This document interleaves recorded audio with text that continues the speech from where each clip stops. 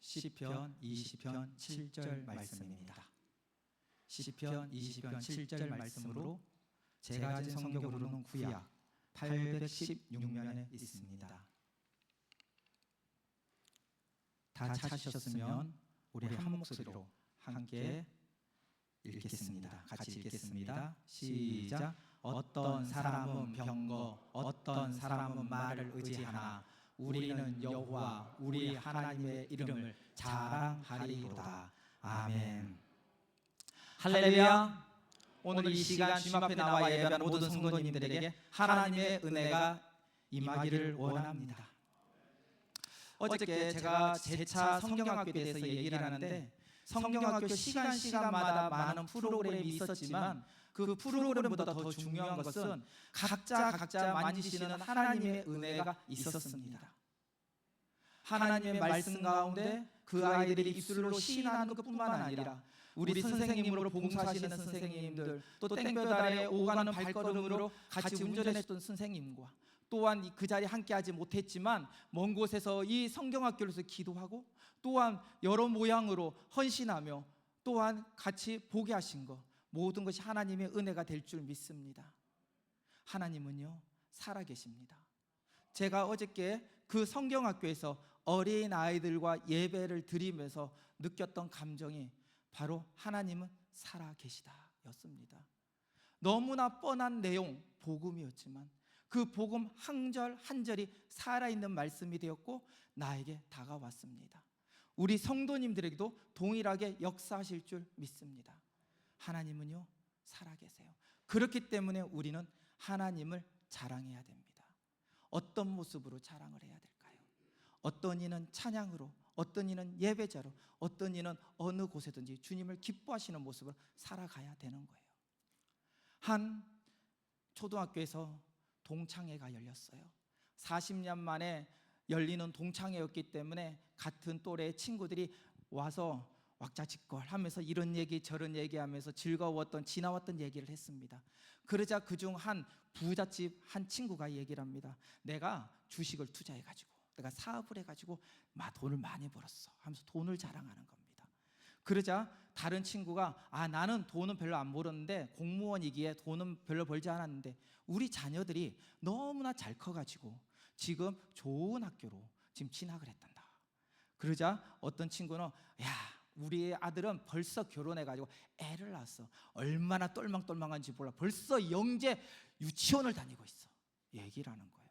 그래서 옆에 있는 한 친구가 나는 아직까지 자녀가 없는데 내가 요즘 프로골퍼에 나가가지고 지금 나가고 있어. 막 얘기를 합니다. 그러니까 어떤 옆에 친구가 하나씩 얘기합니다. 자동차를, 집을, 여행을. 어떤 사람은 우리 집에 있는 작은 강아지, 어제 데려온 작은 강아지까지 얘기를 하는 겁니다. 그러면서 자랑을 막 하는데 그걸 듣고 있던 한 청년, 한 친구가 고민을 해요. 나는 무슨 자랑을 하지? 하고 있다가 이런 얘기를 합니다. 나는 내가 나인 것이 너무 좋아. 나이가 들면서 더욱 내가 소중하게 생각돼.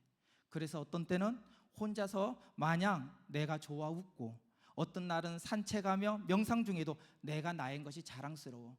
나의 외모, 내가 가진 것이 아니라 내가 나인 것에 부모님께 감사하고 나는 이 나이에 이 모습으로 지금 이 자리에 나와 있는 이 상태가 너무 좋아 라고 얘기를 했답니다.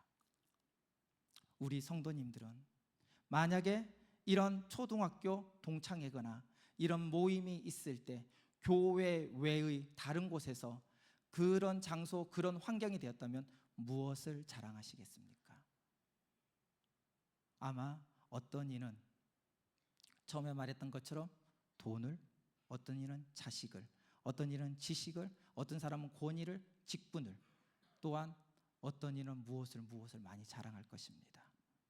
그러나 오늘 예배하는 성도님들의 대다수는 그리스도의 사랑으로 이웃을 돌보고 한 마음으로 교회를 세우며 남을 정죄하기보다는 겸손으로 사랑으로 베풀고 오직 여호와만을 자랑할 줄 믿습니다. 그리고 주님께서 주신 그 사랑으로 선한 일을 감당하며 기쁨과 감격의 삶을 살게 될 줄 믿습니다. 그런 분이 주의 백성이기 때문입니다. 불만과 불평에 세상의 것을 탐하고 그것을 자랑하는 것이 아니라 하나님을 자랑하는 사람, 그 사람이 바로 성도라고 합니다. 그 은혜가 오늘 이 자리에 예배하는 모든 성도님들에게 있기를 소망합니다. 뇌과학자들이 뇌의 90% 이상의 말의 영향을 받는다고 합니다. 잠언서 18장 21절에 보니까 죽고 사는 것이 혀의 힘에 달렸나니 혀를 쓰기 좋아하는 자는 혀의 열매를 먹으리라고 했습니다. 유도의 법칙이라고 있지요. 유도의 법칙이 무엇이냐? 그것은 자기가 상상하고 말할수록 그 자신이 그렇게 되어간다는 겁니다. 자신이 부정적으로 얘기하는 사람은 부정의 모습으로 살아가고, 사랑하고 겸손의 대화를 하는 사람은 항상 그 모습이 얼굴에서 드러나는 겁니다. 민수기 14장 28절에 그들에게 이르기를 여호와의 말씀에 내 삶을 두고 맹세하노라. 너희 말이 내 귀에 들린 대로 내가 너에게 행하리지. 여호와가 말씀하셨습니다. 하나님께서 우리 말이 하나님의 귀에 들리는 대로 내가 너에게 행하게 하시겠다고 말씀했던 것이죠. 우리가 고백하는 혀의 고백으로 우리의 삶이 그렇게 드러나는 것처럼 우리가 말하는 대로 주님께서 듣고 우리를 그렇게 변하게 한다는 겁니다. 그렇기에 우리는 부정의 언어, 실패의 언어를 사용하지 아니하고 긍정의 언어, 사랑의 메시지를 전하며 그리스도의 사람으로 살아가야 될 줄 믿습니다. 은혜의 말, 감사의 말, 믿음의 말, 남들과 다르다는 이유로, 남들보다 좀 높다는 이유로 남을 까고 남에게 좋지 않은 얘기가 아니라 오히려 높을수록 겸손하며 그를 섬길 때 주님은 우리를 더 기뻐하실 줄 믿습니다. 주신 이도 하나님이시고 거두신 이도 하나님이라 고백했던 욥의 고백처럼 우리가 그렇게 감사하는 믿음 생활을 할 때 약한 나를 도우시는 하나님을 경험하게 될 줄 믿습니다. 작은 것에 감사하며 은혜가 풍성한 삶을 살게 될 줄 믿습니다. 그렇기 때문에 우리 성도님들은 다시 당부하지만 여호와를 자랑하십시오. 그리스도의 성품으로 살아가기를 소망합니다. 요즘 서점가에 인기 있는 책이 바로 마흔에 이른 쇼펜하우어라는 책입니다. 그 이유는 현대인의 삶에 깊이 공감하는 주제들을 다루고 있기 때문이죠. 40대를 부록의 나이라고 합니다. 그럼 부록이란 뜻이 무슨 뜻인지 아십니까? 사물의 이치에 흔들리지 않고 굳건한 삶의 자세가 불혹이라고 합니다. 즉 주위의 평가나 비판에 흔들리지 않고 명확한 삶의 목표를 달려가는 것입니다. 그런데 왜 지금 이 시대에 마흔에 이른 쇼펜하우어가 인기가 있을까요? 그것은요 21세기를 살아가는 오늘을 살아가는 우리들 40대, 50대, 60대의 중장년의 사람들은 경제적인 면, 심리적인 면이 매우 불안한 시점이기 때문입니다.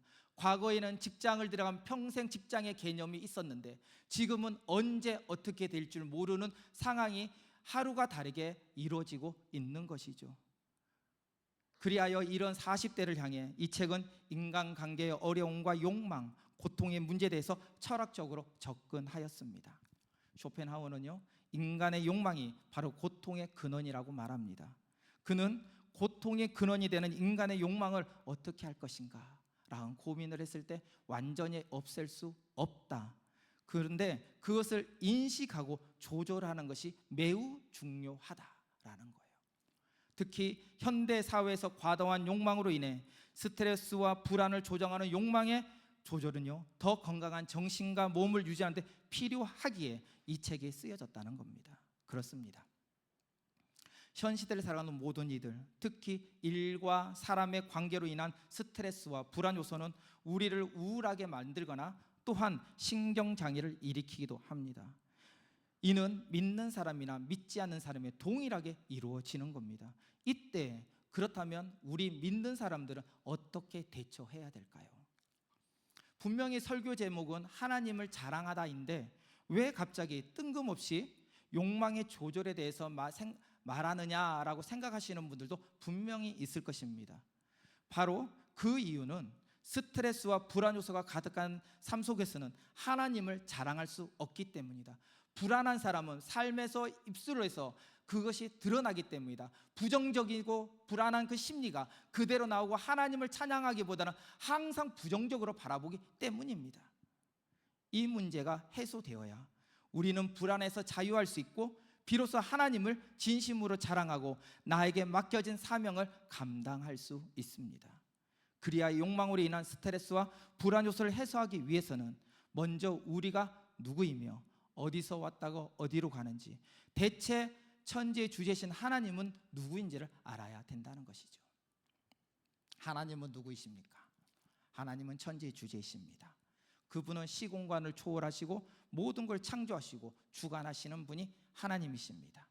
요한계시록 4장 11절의 말씀에 보니까 우리 주 하나님이여 영광과 존귀와 권능을 받으시는 것이 합당하오니 주께서 만물을 지으신지라 만물이 주의 뜻대로 있었고 또 지으심을 받았나이다 라고 고백하고 있습니다. 그리하여 하나님은 조금 전에 고백과 같이 하나님은 창세기 1장 1절에 태초에 하나님이 천지를 창조하시니라 라고 말씀하면서 시간과 역사가 시작되었습니다. 그리고 7일간의 천지 창조를 하였는데 우리가 잘 알다시피 첫째 날은 무엇을 맞습니까? 빛이 있으라 하니 빛이 있었습니다. 빛과 어둠을 나누었습니다. 둘째 날은 무엇입니까? 이 하늘과 땅에 있는 그 궁창을 나누었습니다. 다 잘 아는 내용일 겁니다. 셋째 날은 무엇을 했습니까? 아래에 있는 물을 모아 바다를 만들고 땅을 만들어 그 땅에 식물이 나게 했습니다. 그렇다면 넷째 날은 뭘 했습니까? 해와 달과 별을 만들며 하나하나 하나님의 역사 속에서 그것을 창조하고 계셨던 겁니다.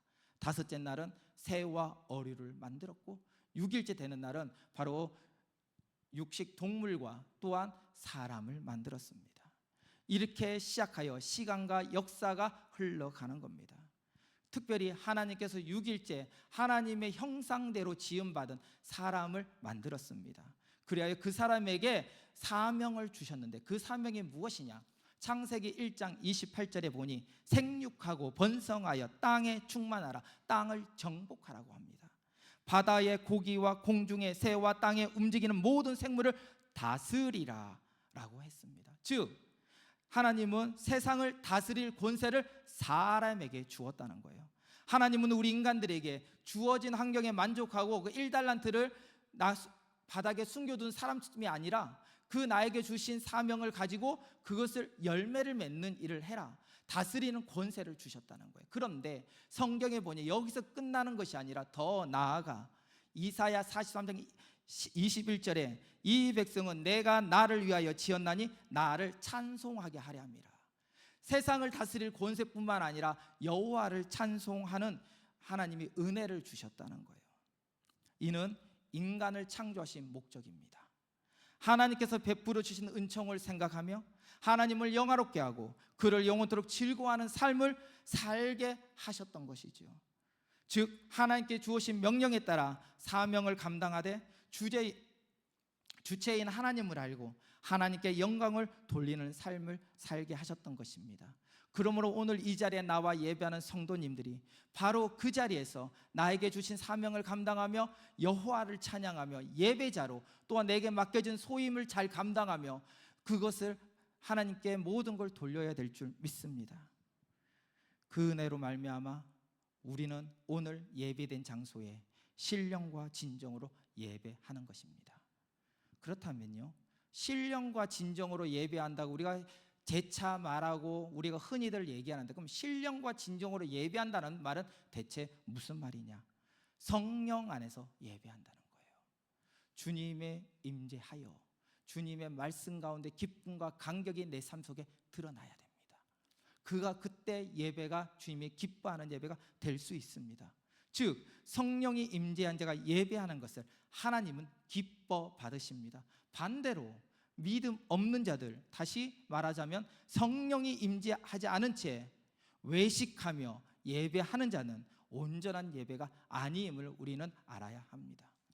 그래서 교회는요, 모이는 사람의 수를 자랑할 것이 아니라 바로 하나님을 자랑해야 될 줄 믿습니다. 오늘 이 자리에 나와 예배하는 성도님들은 바로 그 여호와를 자랑하십시오. 모이는 사람의 수를 자랑하는 교회의 특징은 무엇입니까? 외형적인 면을 자랑합니다.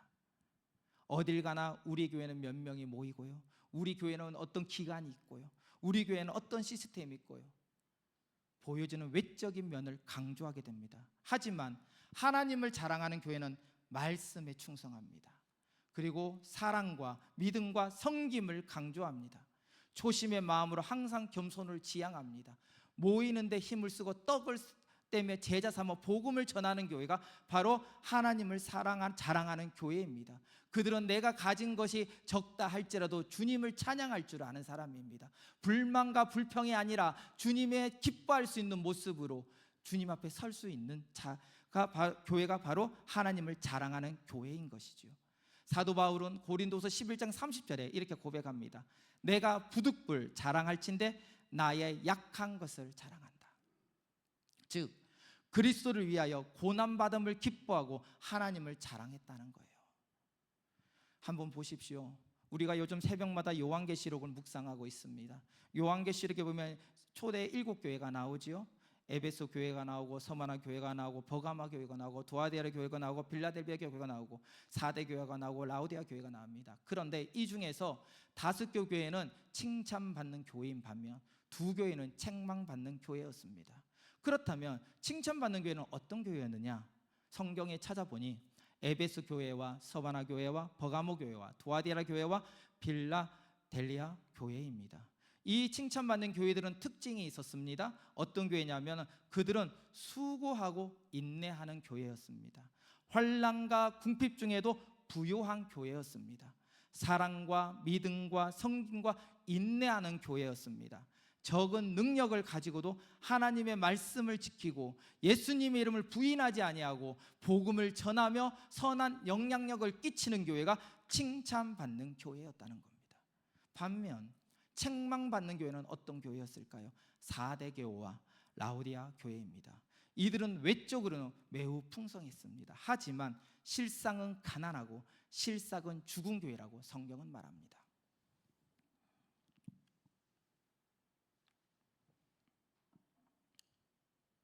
칭찬받는 교회와 책망받는 교회, 분명하게 교회라는 타이틀을 가지고 있는데 그들은 같은 교회인 것 같지만 다른 교회입니다.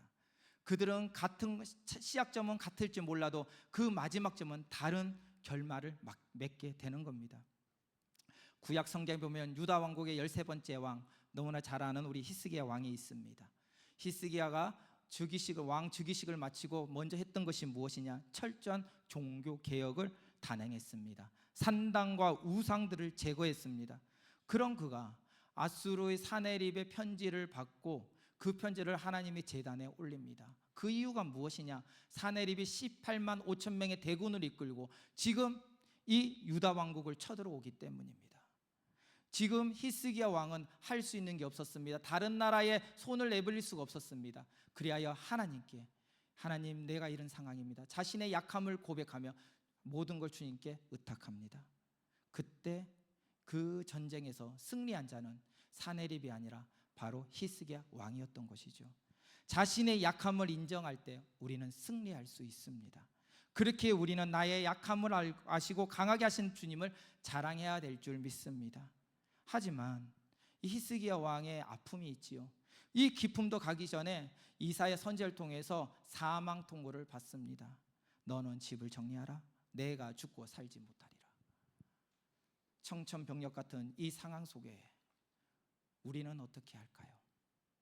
아마 불만을 할 것이고 내가 왜 여호와를 의지했는데 내가 왜 이런 문제가 생깁니까? 이런 탄식을 할 것입니다. 히스기야는 우리와 달리 이렇게 했다고 말합니다. 낯을 벽으로 향하고 여호와께 기도했습니다. 그때 사망의 그림자가 담을 타고 넘어가 결국 15년의 삶을 연장받습니다. 이것이요 바로 하나님의 영광입니다. 히스기야의 삶을 연장했듯이 우리 성도님들에게도 하나님의 영광이 임할 줄 믿습니다. 그것은 내가 드러내고 말하지 않아도 나만이 가장 잘 알고 있는 것이죠. 이 하나님의 영광으로 말미암아 히스기야 왕이 사네립에서도 이겼을 뿐만 아니라 15년의 삶을 연장되었다는 것을 지역에 있는 나라들이 일파만파 소문이 났고 그들이 알았습니다. 그리하여 그 가운데 동맹국이었던 바벨론이 히스기야 왕의 쾌차됨을 축하하며 금과 예물을 사절단을 통해서 보낸 겁니다. 히스기야 왕은 사절단을 보낸 걸 보고 너무나 기뻐했습니다. 그렇다면 하나님의 영광으로 이 자리가 세워졌다면 히스기야 왕이 해야 될 것이 무엇일까요? 바로 하나님을 드러내야 됩니다. 그런데 성경에 보면은 히스기야는 이 사절단에게 하나님의 영광을 말하지 않습니다. 제가 초반에도 말씀드렸다시피 사람을 창조한 목적이 뭐라고 했습니까? 하나님께서 베푸르신 은총을 생각하며 하나님을 영화롭게 하고 그를 영원토록 즐거워하는 삶을 살게 하는 것이라 했습니다. 모든 것이 하나님의 은혜이기에 히스기야는 하나님을 자랑해야 됐습니다. 믿지 않는 자들에게 여호와의 영광을 드러내야 했습니다. 그의 목소리와 그의 삶이 주님께 맞춰졌어야 했습니다. 그런데 그는 모든 것의 주체가 되는 하나님을 사장시켜 버렸습니다. 그리고 자신을 드러냈습니다. 왕궁을 자랑했습니다. 금은보화를 자랑했습니다. 그리고 동맹국인 바벨론의 그 관계를 더 신경 썼습니다. 조금 전에 말했던 7교회 중에 책망받는 교회는 외형은 교회이지만 교회 왜 책망받았을까? 그것은요, 이 교회의 본분인 여호와를 자랑하지 않기 때문입니다. 예배는 성령이 임재한 자들이 모여 하나님을 영화롭게 하고 자신의 산제사를 드리는 겁니다. 지금 히스기야 왕과 책망받는 교회의 특징은 혼자 있을 때는 여호와를 찬양했을 것입니다. 그런데 정작 남들 앞에서는 눈치를 보며 오늘의 본문의 말씀과 같이 어떤 이는 병거를, 어떤 이는 말을 자랑하고 있는 겁니다. 내가 어떤 사람이고, 우리가 무엇을 가졌고, 내가 가진 직분은 무엇이고, 내가 무엇을 꿈을 꾸는지, 우리 자녀는 어떤 학교를 다니는지, 나는 그러면서 교회에 와서는 하나님을 찬양하는 그들이 바로 초대교회와 히스기야의 모습이었던 것이죠. 내가 하는 기도와 찬양은 남과 다르며 나는 특별해 자랑하면서 스스로 자화자찬하는 이들이었던 겁니다. 성경은요 말해요. 잠언서 3장 26절에 대저 여호와는 내가 의지할 이시니라 내 발을 지켜 걸리지 않게 하시리라. 시편 30편 5절 6절에 내 길을 여호와께 맡기라 그를 의지하면 그가 이루시고 내 의의를 빛같이 나타내시며 내 공의를 정오의 빛같이 하시리로다. 시편 125편 1절에 여호와를 의지하는 자는 시온산이 흔들리지 아니하고 영원히 있음 같도다. 아멘. 그렇습니다. 여호와가 나의 주가 되시기에, 나는 나의 모든 것을 주관하신 분이시기에 우리는 그분을 믿는 자로서 우리의 삶 속의 우선순위가 바로 여호와가 되심을 증거하는 삶을 살아야 될 줄 믿습니다. 그렇게 우리는 주님을 찬양하고 주님이 하셨음을 증거해야 됩니다. 간혹 저 역시도 이 지난 세월을 돌아보니까 실수도 많고 또한 넘어진 경우도 많습니다. 그 중에 실수가 하나가 무엇이냐면 여호와께 영광을 돌려야 될 자리에 내가 그 자리를 차고 있을 때도 있었던 것입니다. 수고했습니다. 헌신했습니다. 너무 감사했습니다. 말에 나도 아유 그랬습니까? 이렇게 하면서 나 혼자 자뻑 속에 살아가는 저의 모습이었던 것이죠. 그런 가운데 말씀으로 회개하고 주님 앞에 섰습니다. 우리 성도님들도 저와 비슷한 사례가 있었을 거라 생각합니다. 만약에 있었다면 그 자리에서 회개하시고 주님이 기뻐하시는 모습으로 살아가기를 원합니다. 만약 그렇지 아니하시고 항상 주님을 의지하며 살아가셨다면 그 말씀 가운데 더 주시는 기쁨 가운데 승리하기를 소망합니다. 인간은 자신의 연약함을 깨달을 때 비로소 겸손해집니다. 자연재해 앞에서, 질병 앞에서, 큰 벽 앞에서, 하나님 앞에서 비로소 자신의 연약함을 알고 겸손해지는 것입니다. 너무도 작은 나를 비로소 인정하게 되는 것입니다. 이곳에 예배하는 자들은 자신의 연약함을 고백함으로 주님께 나의 삶을 의탁하기를 소망합니다. 반면 나를 자랑하고 나의 학문을 자랑하고 나의 직분을 자랑하는 자는 주님을 온전히 의지하지 못한 자, 성숙하지 못한 자입니다. 주님을 온전히 의지하지 못하고 겸손하지 못하기에 나의 지식, 학문, 배경을 따지게 되는 겁니다. 그래서 하나님과 세상의 지혜와 지식의 양다리를 거치면서 살아가게 되는 것이죠. 솔로몬은 전도서에서 이렇게 고백합니다. 그렇기에 헛되고 헛되도다.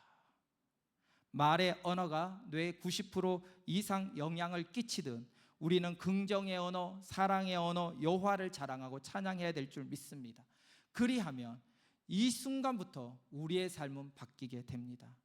제가 오늘 오전에 예배를 드리면서 목사님을 강단에 선포되는 말씀 속에서 너무나 제가 제 자신의 찔림을 받았습니다. 그 기도의 시간, 마지막에 목사님이 선포하셨던 그 기도, 지금 한 시간의 기도, 그 기도가 당장에 큰 영향은 끼치지 못하지만 그로 말미암아 나는 주님 앞에 나갈 수 있음을 다시 한번 찔림을 받았고, 기도하는데 또 특별히 전도자로서 전도의 현장에서 각자 있는 위치에서 복음을 전하는 자, 하나님 기뻐하시는 여호와의 백성으로 살아가야 됨을 저는 찔림을 받았던 것입니다. 아마 이 자리에서 예배하는 모든 성도님들 역시 저와 비슷한 아니면 다른 부분에서 은혜를 받고 찔림을 받든지 아니면 더 큰 은혜로 감사하며 주님께 영광을 돌렸을 거라 믿습니다. 모든 것은 주님의 은혜입니다. 그렇기 때문에 우리는 우리가 주님을 바라보는 시선이 부정의 시선이었다며, 세상을 바라보는 시선이 부정의 시선이었다면 이제 말씀 안에 거하여 감사와 감격의 모습으로 바뀌기를 소망합니다. 그렇게 되면 우리의 시선이 바뀌게 되고 우리의 삶이 바뀌게 됩니다. 안 된다고 하면 정말 아무것도 할 수 없습니다. 그러나 지식과 지혜의 근본이신 하나님을 경외하면 내게 능력 주는 자라서 내가 모든 걸 할 수 있습니다. 마태복음 10장 32절 33절에 보니까 누구든지 사람 앞에서 나를 시인하면 나도 하늘에 계신 내 아버지 앞에서 저를 시인할 것이요, 누구든지 사람 앞에서 나를 부인하면 나도 하늘에 계신 내 아버지 앞에서 저를 부인하리라고 했습니다. 하나님을 경외하는 것은 하나님의 사람으로 하나님을 증거하는 것입니다. 하나님이 기뻐하는 예배자로 살아가는 것입니다. 그러므로 저와 여러분은 오직 여호와를 자랑하며 받은 은혜를 증거하는 삶을 살기를 소망합니다. 그리하면 우리는 주 안에서 승리하며 이겨나갈 줄 믿습니다. 시대가 악하다고 하여 그 시대를 탓할 것이 아니라 그 가운데 우리가 엎드려 기도해야 될 줄 믿습니다. 주님의 뜻이 무엇인지 분별하며 그 가운데 우리가 남을 탓하기보다는, 세상을 탓하기보다는 주의 말씀 가운데 우리가 먼저 변할 때 우리 시선이 바뀌고 우리가 감사하게 되는 것이지요. 그 은혜가 오늘 예배하는 모든 성도님들에게 있기를 소망합니다. 아멘. 광고하겠습니다.